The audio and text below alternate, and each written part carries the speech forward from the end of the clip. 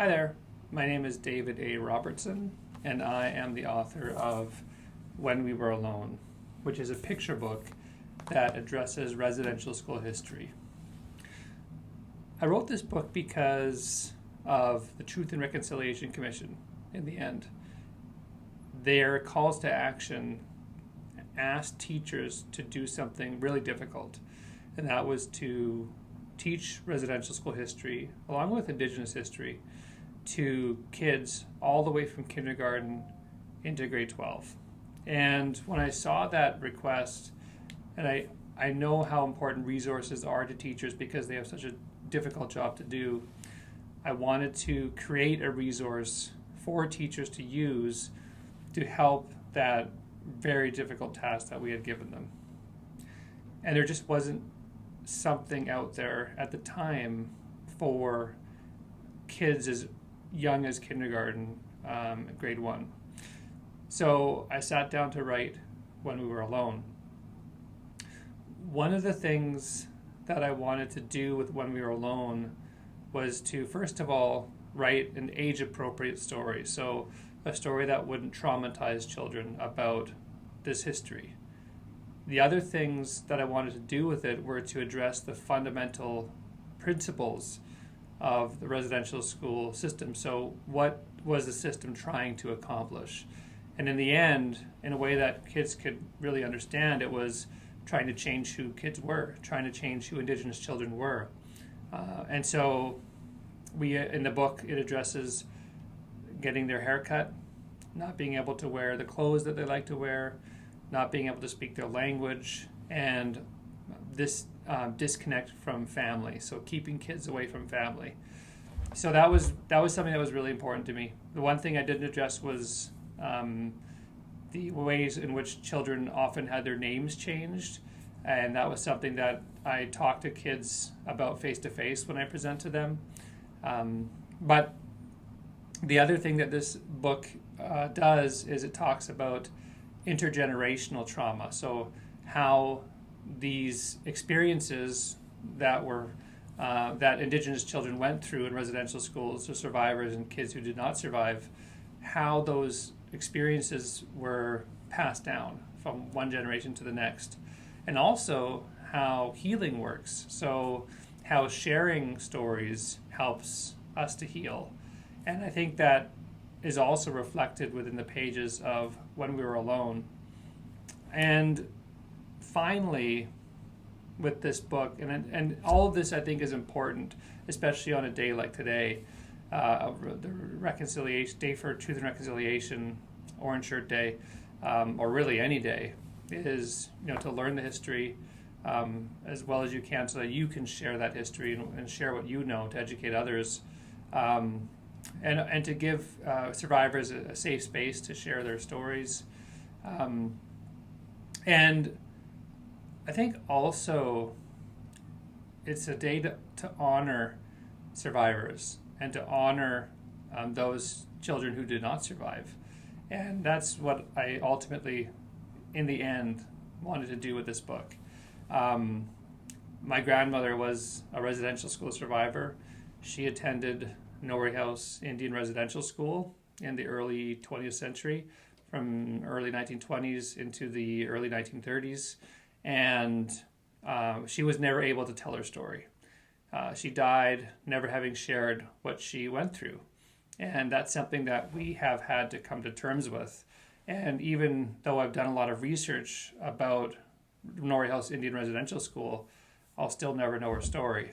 And so I wanted this book also to enable and empower survivors to tell their stories, but also to honor those that were not able to and are not able to because they did not survive their experience, or they grew up in a time where they did not have the platform and the opportunity, the empowerment to tell their stories in order to go through and start that healing journey.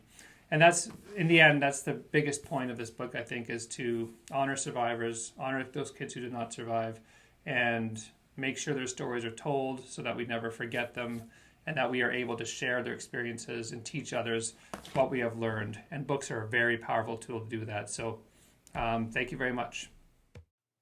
Hi, I'm Melanie Florence. I'm a children's author, but I'm actually not going to talk about my own books today because I find it a lot more exciting to talk about books that I love as a reader instead of my own books as a writer. And since I only get 5 minutes to do this, I'm going to kind of zoom through my choices of my absolute favorite books by Indigenous authors and illustrators. There are so many. I grabbed a giant armful of books, and I'm going to kind of go through these really quick because I don't have a whole lot of time and I want to share as many of my favorites as I can. So I'm going to start with picture books. And when I talk about picture books by Indigenous authors and illustrators, the first name that always pops into my head when I'm recommending books to others is David Robertson. And this one, When We Were Alone, and I've also got the Cree version, which is wonderful, is by David Robertson and Julie Flett, who is the illustrator. And it's probably my favorite picture book. It's absolutely wonderful. It's an amazing way to very delicately, I think, introduce residential schools to children, and it's just absolutely beautifully done. Highly recommend. Always my first choice when I'm recommending a book is David Robertson. He's actually got a new one called On the Trapline, which I have yet to pick up, but it's on my list. I'm definitely going to add that one to my bookshelf. Next, I'm going to share these books, which are actually by Robert Munsch, but they're illustrated by the amazing, amazing Jay Odjick. And he actually is also one of my favorite comic book creators because I love comic books. Kagaji the Raven is actually his comic book creation and actually became a TV show as well. So highly recommend these books, Bear for Breakfast and Blackflies. And please check out Kagaji the Raven as well. The Water Walker by Joanne Robertson, who actually wrote and illustrated this book. Man, I'm running through my time so quickly here. Highly recommend. And if I was going to talk about Julie Flett as an illustrator, I actually really wanted to include a book by Julie Flett that is her creation alone. So as author-illustrator, Wild Berries by Julie Flett is absolutely beautiful, stunning. There's really nothing more to say. Incredibly talented. Wild Berries, I highly recommend. And two of my favorites, again, I always say they're my favorites, but You Hold Me Up by Monique Grace Smith and Danielle Daniel. And this one by Monique and illustrated by Julie Flett, My Heart Fills with Happiness. So I always love to recommend Monique's work, Danielle's work, and Julie's work because they're just absolutely gorgeous. But these are two that I absolutely love. I keep saying that, but I do love them all. And I wanted to talk about comic books a little bit because, like I said, I'm a big comic book fan. So David Robertson, again, his name will always pop up in any list of books that I recommend. Sugar Falls, 7 Generations, both by David. And oh my gosh, I've read a whole bunch of his, but Sugar Falls is probably my absolute favorite. And this one's a re-release. It's a comic book, a graphic novel really about residential schools, and absolutely recommend this one. Probably my favorite graphic novel. But this one actually came out called This Place, 150 Years Retold, and it's by a ton of different amazing, amazing creators. And it's just, honestly, again, I'm going to use this word, it's unequaled as far as graphic novels go, and it tells so many different stories. Like I said, it spans 150 years. So again, This Place, 150 Years Retold, is definitely one. If you like graphic novels, you have to pick that one up. Okay, so I'm going to do two really fast here for like young adults. And for some reason, I don't know where my other two are, but this is a trilogy. Again, David Robertson, because if there's a genre that can be written, I think David could write it, quite frankly. But this one's called Monsters. It's part of a trilogy, and it's a lot of fun. It's an adventure. It really keeps you wanting to read and kind of on the edge of your seat. And it deals with mental health too, which I think is really, really important. So that trilogy, and Avyak Johnston wrote Those Who Run in the Sky, which is a really cool fantasy that I really, really, really enjoyed. So moving on, because I'm running out of time very quickly here. If we talk about adult novels, Richard Wagamese, I would not be able to recommend books without adding some of his Indian Horse, Embers, Medicine Walk, and this one called Starlight, which is just wonderful. Highly recommend, as always, these are all things I highly recommend. Richard Van Camp. This one is called Moccasin Square Gardens, but The Lesser Blessed is one of my all-time favorite books. And Richard also does picture books, We Sang You Home and Little Used. So another author that really can do multiple genres. Eden Robinson, Son of a Trickster, again, part of a series. And just Eden Robinson is a wonderful, wonderful writer. I'm always going to say highly recommend because I love all of these books. This is probably one of the best novels that I have read in a long, long, long time. I read it during a snowstorm, which was kind of scary, but at the same time, absolutely loved it. It's kind of an apocalyptic novel, and it's just absolutely wonderful, by Waubgeshig Rice, and it's Moon of the Crusted Snow. Like I said, probably the best novel that I've read in a very long time. And sorry, I leaned on a frame there, 2 nonfiction books that I want to share. This one called Seven Fallen Feathers by Tanya Talega is racism, death, and hard truths in a northern city. And that basically is what it's about. She's a journalist, an investigative reporter, and so this is written with so much information, but at the same time, it's one of those books that you really can't put down, about 7 Indigenous kids that died in Thunder Bay over a short period of years, and it's really, it's heartbreaking, it's brilliantly written, and I cannot recommend this book enough. And if you want to read about the history of residential schools, this is an amazing resource by Larry Lai, and who is actually a residential school survivor. And this calls upon the stories of other survivors as well.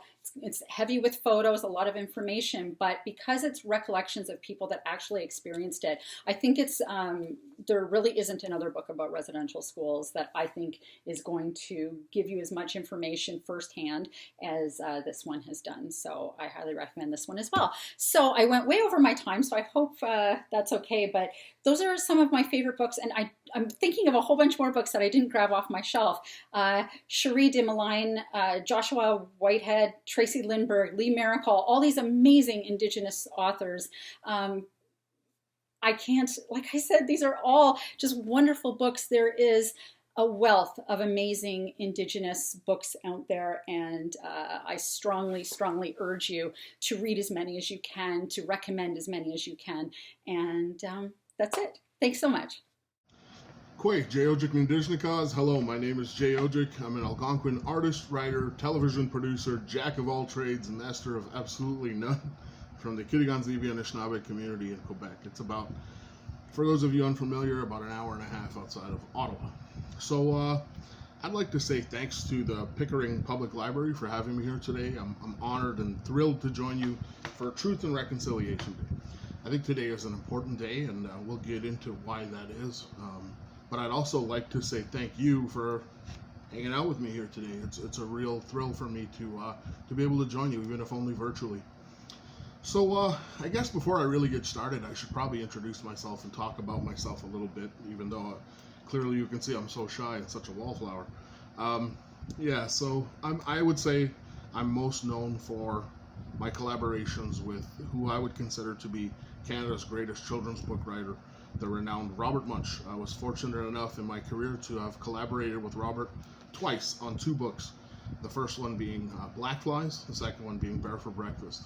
And those are both important books because they feature Indigenous casts of characters and are set in First Nations communities. And we'll talk a little bit more about why I feel that's important after. I would suggest I'm also known for my own graphic novel that I wrote and drew, Kagagi the Raven, which was later adapted into a television series, an animated series. And it was the first ever Indigenous superhero television show. It aired internationally in Canada, the United States, and Australia. So I've been very blessed in my career. I've been very fortunate. And Kagagi was important, as was Blackflies and Bear. And what really inspired me to make those, to work on those projects, was that as a First Nations kid, as an Algonquin kid growing up on a reserve in Canada, I never saw myself in the entertainment that I consumed. I never saw myself in, whether that was in television, film, or in books, really. And I think it's important that we do see diversity, and we all feel included and seen in our media and the stuff that we enjoy. And really, I think we all benefit from learning about each other more than anything, which brings us to, the idea of truth and reconciliation. For me, I'm not sure what reconciliation means to everyone, but for me, it's never been about government. It doesn't mean government, it doesn't mean legislation, it doesn't mean programs. To me, it's always been about people connecting and people coming together. And it's been a particularly trying year.